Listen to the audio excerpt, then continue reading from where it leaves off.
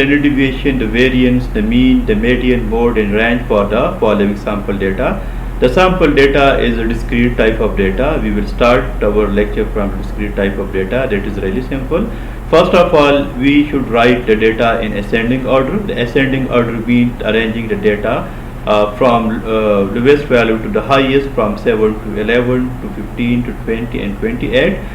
This means that the data is already in the ascending order. Now the question is, what is median? How we can calculate median? Median means the middle value of the observation. The observation which are given are 7 observation, and median mean the middle value. So 15 is the median because this is the fourth value among the 7, which means that 3 values are to left side and 3 values are to right side. So that means 15 is the median of the given observation. Similarly, mode mean the most frequent value. The most frequent values mean the value which occur often in the observation. So we have 2 mode in the observation, 11 as well 12, because both occur twice and the frequency is the same. So we can say that both 11 and 20 are the, you can say, the modes of the observations. Next we have to find the range, which is really simple. The gap between the upper value and the lower value, that means the biggest value and the smallest value, is known to be range. So this means that the biggest value is 28, the smallest value is 7. The formula is B minus S, biggest minus smallest value. So this means biggest 28 minus smallest, you can say 7. 28 minus 7 is equal to 21. So here we can say that 21 is the range of the observation, which is really simple. Next we have to find mean, the average. Mean that if we divide the sum of the observation by the number of observation denoted by x bar. So here the formula is summation x divided by n. This means sigma divided by n, which is the sample size of the observation. So the given observation are these. We have to add all these observation, which means that summation x. So x bar is equal to summation x means adding all these observation. So we have to add 7 plus 11 plus 11 plus 15 plus 20 plus 20 plus 28. This is really simple. There is no difficulty to calculate these values.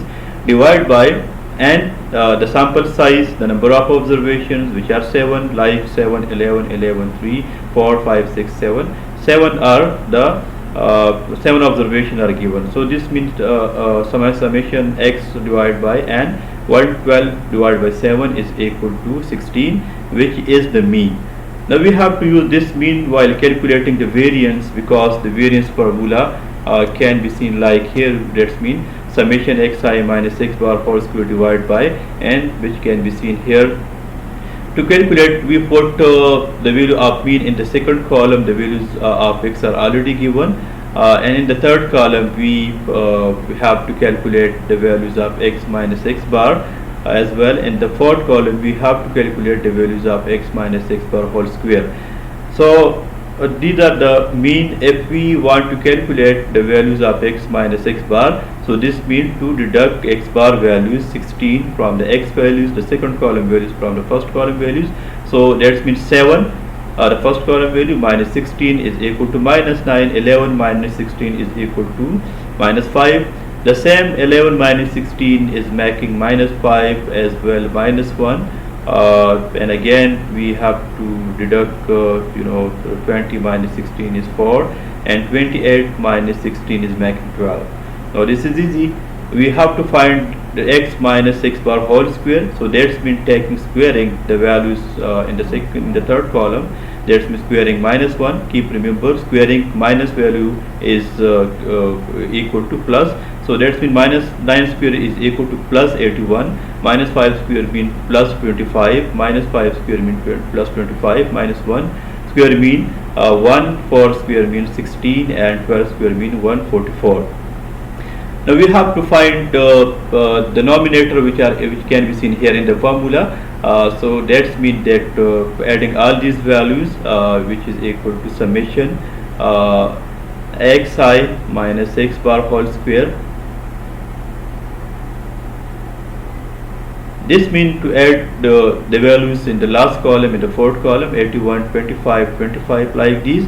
If we add all the calculated values, so the calculated value is 308. So this is the denominator of the variance formula. The denominator is n minus 1. So simply we have to put n minus 1, that means that 7 minus 1, putting the denominator value, that is you can say x sigma xi minus x bar whole square divided by n minus 1. So this is equal to 308, which is the calculated value, and the fourth column divided by 7 minus 1, because the observations given discrete data are 7. So that means 7 minus 1, with the denominator